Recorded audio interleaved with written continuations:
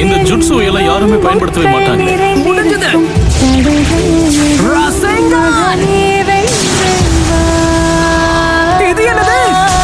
நீங்க இன்னுமா என்ன எதிர்க்க முயற்சி பண்ணிட்டு இருக்கீங்க?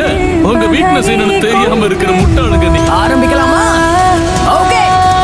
இந்த ஜுட்சு வேலைக்காகாதுன்னு தான் உனக்கு தெரியும்ல.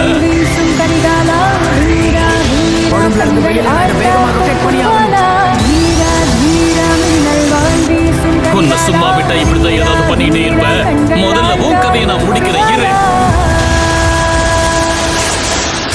என்ன நீ இப்ப என்ன பண்ற?